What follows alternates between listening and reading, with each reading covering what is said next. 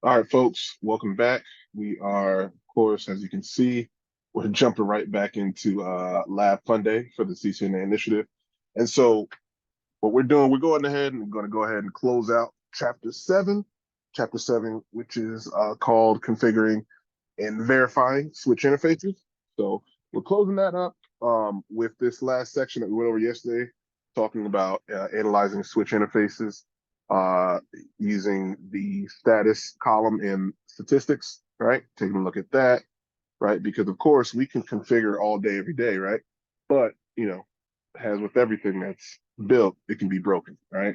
And it could always be in a broken state. So we need to find ways how we can get to the root of the problem. All right. So a couple of things we're going to look at today that we saw, right, is looking at interface status codes, right? Um, Sharing some theories on why things are in a non-working state, right? Of course, remember that table that I shared with you guys from the official CERT guys, right? Looking up interface speed and duplex issues, right? And last but not least, right, going over some common layer one problems, right, on working interfaces. Okay. We may not be able to replicate that in the lab, but I will show you the command on what to look for. Okay. So let's go ahead and jump right into it, right? This entire chapter, we were going over interfaces, changing the speed, um, shutting it down, right? And of course, changing certain things and seeing how some preset commands, right, that you won't see, right, in the running configuration, right, or the saved configuration, you won't see in plain sight, right? There's certain things that are in the code built in, right? Talking about duplex and talking about speed.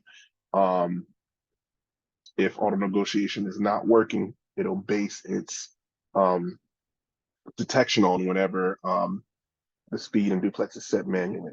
Okay, but let's go ahead, hop in one of these switches, right, and take a look at how some of these interface status codes look, right, in a working state, right. So let's go ahead and hop into switch one, right. I went ahead and, to tell you guys the truth, hop in there, just gave it a name. That's all I did. So let's go ahead first and do a show interfaces. Let's go ahead and take a look at that. Okay. All right. And as you can see, it's giving us um, in detail information about each interface, right? And let's go ahead and let's drill it down a little bit even more. And let's just look at one interface, okay? So one, okay? All right. So a couple of things we can see, right? Remember I told you guys, right? Line protocol, right? And we also have, give me one second. Yeah, we have line protocol, right? And we have status, right? And so we have this and we have this, right? What we went over before, right, is whenever we see line status, right, that typically, we go ahead and look at over here, and I'll show you the other command as well that breaks it out even better. Whenever we talk about line status, right, that's a two code status, right, that goes over, that either says up, down, or what have you, right? Line typically refers to layer one, right? That's telling us layer one is working, right? Line protocol, okay, right? Or if we want to keep it simple, just protocol. That generally refers to layer two, okay? As you can see, right, both of those are down. Both of those are absolutely down, right? There's a couple of things that we're going to look at the end of this session, but I just want you to take a look at this, right? This is the first thing you'll look at every time if you're troubleshooting any layer one issues, right? Or if you're troubleshooting anything that has to do with the interface, right? Is layer one and layer two working? All right, let's go ahead and keep going. All right, so another command, all right? And this may be old code, so I do apologize. And it actually is, right? So packet tracer does have old code. So some of the commands that you guys will see in your book, I'm not able to do, but we can go ahead and talk on the things that we are able to, right? So there's another command, right, that goes over 2 code versus 1 code, right? And here is a, you know, a verification command that goes over 1 code, all right? Let's go ahead and take a look at this, right? So, right, we see output here, right? It's not giving us a double value, right? It's just giving us 1 value under each column. That's 1 code, right? Another word for code is word, right? So port, it gives us 1 word, right? Or 1 code. Name will give us, you know, sentences, right? Status gives us 1 code, right? VLAN, 1 code. Duplex, 1 code. On and on and on and on and on, right? So this is a 1 code command, right? And you can go ahead and take a look at, you know, some of the, you know, statuses of each interface, right? You can also see the status of the duplex, see the status of the speed. As you can see, it's already set to auto, right? But of course, we have different status codes, right? As you guys learned yesterday, not connect, right? That means there's no cables that connects to it, right? And we can confirm that, right? We went ahead and set up our lab beforehand, and only gigabit 1/0/1 and 1/0/2 only have cables connected to it. So not connect simply means there's nothing connected, right? Right? Or, right, in real life terms, right, I've seen not connect show up if I created a bad cable, right? Because I do make mistakes and I have done that before, right? Um, I may have done the wrong cable pinouts, right? Also, right, and here's a tricky one. All the cable could be fine, everything could be working, right? But I have a speed mismatch, right? So the status is going to say not connect, right, on the show interface status command, right? Here's another reason, all right? Let's say you did the cable properly, right? Everything looks good, okay, on your side, but your peer, right, the other device that you're connecting to, it can be one of 3 things on why this would, on your side, it would still show as non-connect. Either 1, your peer is powered off, right? So layer 1, right, the device is just powered off. 2, right, on the other side, right, your neighbor device, it's shut down, right, the interface is shut down, or it's error disabled, okay? So a couple of reasons on why it would say not connect, okay? One more thing I do have to say, right, is as far as the interface status code of not connect, right? You won't see this typically on a switch. You won't typically see the status code non-connect associated with line status and protocol status being up and down. Okay. All right. And we'll go over those different status codes in a little bit. Right. And so, of course, you'll see error disabled, right? And we'll go over that in future chapters when we're talking about port security, right? And of course, you guys will see connected whenever, of course, as you guys can see it here, whenever something's connected, right? Layer 1 and layer 2 is working fine. There's nothing interrupting it. Speed and duplex on both sides match. We're good, okay?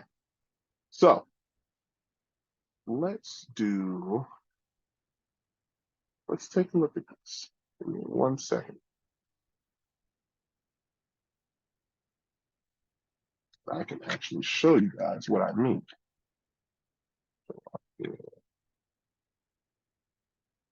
Okay, let's blow this up, right? So I'm still on switch 1, right? So here's what I mean, right? I told you guys earlier, right? Status and protocol, right? This is how to keep it simple, right? Status, layer 1, protocol, layer 2, right?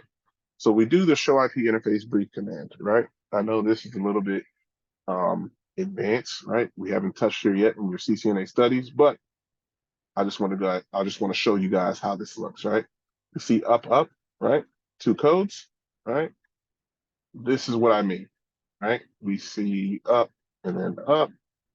That means it's fully connected, everything is working, right? We see down. Give me 1 second, and I'll show you guys, right? Down means nothing is connected on all those other reasons that I showed you, that I talked about, okay? Administratively down, right? The word jumbler for me. and it simply means, right, whoever's configuring the switch, it's shut down with the shutdown command, right, on that interface. Okay. So that's how that looks, right? Now, we went over in our lab theory yesterday, going over duplexing speed, right? So what I'm going to need to do is show the previous command, right? All right. We have here, everything is set to auto, right? Everything is set to auto. Now let's go ahead and look at our interfaces. So run interface. Okay. It's an older code. So we're going to have to look at each interface individually, right? And so we don't see the speed and duplex here, right? It's in the background. It's a macro. So some of these commands like show, run, and show start, it's going to have a shortened version of commands here. So what I want to test, right, is to show you guys, of course, changing the speed and duplex and how that affects everything, right? So let's go back to our lab. Let's show this. And we're going to play with interface 1/0/1 on both sides, okay? So let's go to the terminal. Okay. All right. And let's set the speed, right? What option does it give us? It gives us plenty of options between 10, 100, and 1000, right? Let's go ahead and set it to, all right. And let's see if we can set the duplex as well. I don't think we can.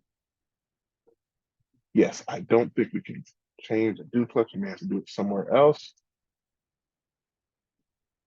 But let's go ahead and check something, right? Now that we changed it, right? Let's check that status. Okay. So now we have, right? We have the speed. We changed it here, right? And we set it to 100. Okay. Now let's go ahead and check switch 2 and see how it looks on the other side. All right. Because even though we set it to 100 here, per the theory yesterday, either if the speed is set on Cisco switches to 10 or 100, it is going to change the duplex, right? If auto negotiation is not being used, it's going to change the duplex to half based on the IEEE standards, okay? So let's go ahead and take a look at switch 2. All right. So if we do show status, right? We can see this is still up, right? And this is exactly what I wanted to show you guys, right?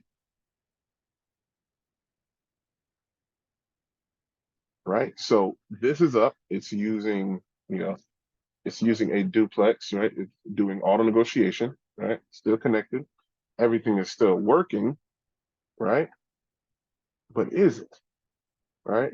Here's the funny thing, the real funny thing with it, right? And let me just make sure I get this right, right? If you change the speed,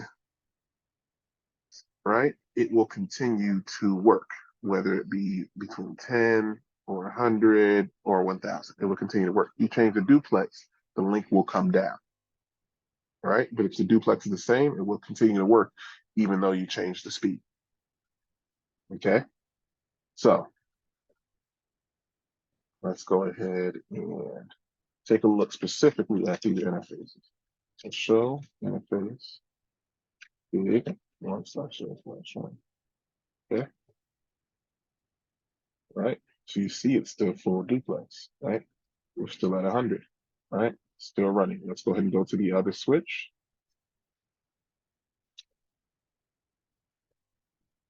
Go interface with 1/1, right? Full duplex. We're at 100, right? So we're still at 100. So what's going to happen if we change it to 10? Okay, let's do this.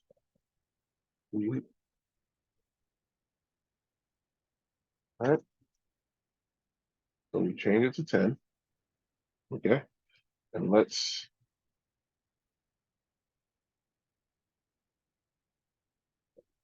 I'm actually going to delete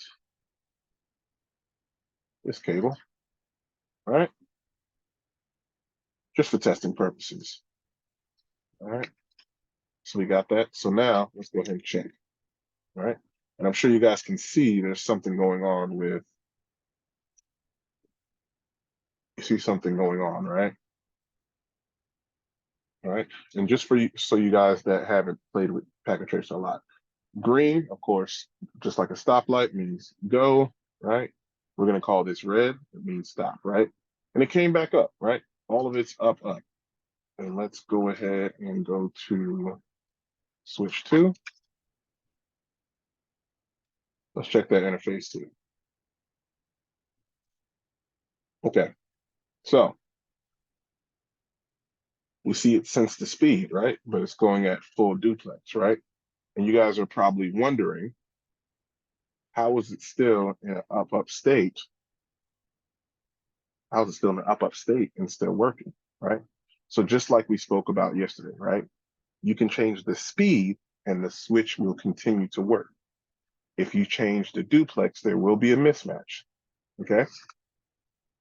Now, let's go ahead and cause some chaos, all right? Let's go ahead and change the speed here, and let's set it manually here, okay? So, what did I do? I went ahead and changed the speed to 100, right, on switch 2, and the speed on switch 1 is 10, right? So now we have a legit speed mismatch, right? Because auto negotiation is not being used on any of the sides, right? If auto negotiation was being used on one side, right, what would happen is it would go ahead and detect via the electrical signals, even though the other side is not using auto negotiation, and say, okay, I detect either 10 megabits per second speed is being used. I detect 100 megabits per second is being used. Let me go ahead and downscale based, right, on the IEEE standards what I need to use for this interface, right, to match the speed, and change my duplex as well. Since both sides, right, is manually set, right, this is what's going to happen, right? And this is what's going to change, right? And um, this is where what we learned about in the earlier chapter is talking about CSMA, right? CD, right? Carrier sense multiple access collision detect, right? Comes in, right? As far as it's waiting to receive a frame and saying, here's what I need to do, right? Right? I'm going to run at either half duplex or full duplex, right? But now the speed has been changed. This is a whole different thing, right? So again, common issues when we're talking about layer 1 and layer 2, when we're talking about an interface, when we're talking about configuration, right? We're going through all these, verification commands so you can know what to look for. All right. So there's that. So last but not least, right? We talked about auto negotiation. We talked about setting the speed in the duplex and how a Cisco device, right, works as far as in a working state with auto negotiation and a non-working state. Okay. We talked about some of the verification commands. We do need to talk about, right, some of the physical transmission, identifiers within a show interface command. What I mean by that. Let's go over it, right? I don't want you to worry about any of this. We're gonna go ahead and go all the way down. Okay. So we spoke about some of these yesterday, right? We spoke about a runt, right? Where's my guy? Yeah, there goes a runt, right? We spoke about a runt, right? Runts meaning, right, frames that did not meet the minimum frame size requirement, right? Right? And what can runts do, right? They can be caused by collisions, right? We talked about giants yesterday, right? Right? What are giants? Frames that exceed the maximum frame size requirement, right? Right? We talked about input errors, right? Where it's at, right here, right? A total of many counters, right? Including runts, giants, no buffers, CRCs, frames, overrun, ignored counts, et cetera, et cetera, et cetera, right? So it's counting how many errors, egress, come into that interface, okay? CRC. We talked about CRCs, right? I'm just going in order now, right? Receive frames that did not pass the FCS, right? The frame check sequence at the end of an Ethernet trailer, okay? Can be caused by collisions, okay? All right. And this is cliche, right? A frame error, right? You guys are like, oh, it's a frame that a switch receives anyway, right? Not necessarily, right? So if you do the show interface command with, of course, an identified interface, right? The frame error, right, that we see here in the counter that's next to it, what that means is it's telling us, right, if there's a number, right, that increases, right, it's telling us we received frames that have an illegal format, right? So, for example, right, if the frame is ending with a partial byte, right? Again, this is another example of frames or that are received that's caused by collisions. Okay, overruns, right? Another example caused by collisions, right? All these things, right? Some of these things are out of the scope of the CCNA, right? But let's go to, and I think that's important, right, for the CCNA is packet output. Where I know this is older code, but it should have. There we go. All right. So packet output, right? Tells us the total number of packets that egress, right, or get forwarded out of the interface. Okay. Output errors, right? So in conjunction with packet outputs, right, everything that's leaving, right, that interface tells us how many frames hit a snag, right, or has erred, right, whenever trying to be transmitted. Okay. Collisions, right, self-explanatory, just like driving a car, right, a counter of all the collisions that occurred whenever the interface tried to transmit data. Okay. And that's it, right? And so here's the tricky thing, right? Whenever you guys are studying for your exam, some of these things are hard to go ahead and recreate within your lab, right? So this is a thing to where I'm going to tell you guys to make sure you read, understand what it is, um, use YouTube University to go ahead and try to find examples of how that looks, because there are some great engineers out there that have found a way to go ahead and recreate it, right? And if you guys have your own cables at home, etc., you can recreate some of these issues, right? I have to understand common layer one issues, all right? With that being said, right, this is the end of chapter 7, right? Right? Of course, I'm going to tell you guys, review those key topics, right? Review those key topics that you see in the book, right? Review the key terms. Now that you've gone over the entire chapter 7, go back to the beginning of it, which I did during my CCNA and CCNP studies, and try to answer the do I already know this already questions, right? Make sure you know it. See if you know it just by memory. Don't look with notes, right? Because it's a good benchmark for you, right? Review the command tables, right? Open up Packet Tracer, go to Starbucks, go to a silent place, and just, you know, review those command tables, put them in, see how they look again and again and again and again, right? Review memory tables, right? And of course, as always, I'm going to tell you guys to do labs. Now, before we go ahead and close out this session, I told you guys it's going to be a short one. Take your time to learn all of this, to go over this. Because up until now, we went over the basics, right? Of a switch, Cisco IOS, what have you. Starting in the next section, we're going over one of my favorite, one of my favorite layer 2, you know, theories, sections, or what have you, which is spanning tree. Okay. The reason why it was my favorite because it took me a long time to understand, right? But I finally got it, right? So it's very complex. Please take your time to know the basics. I have a strong feeling it's going to take 2 weeks.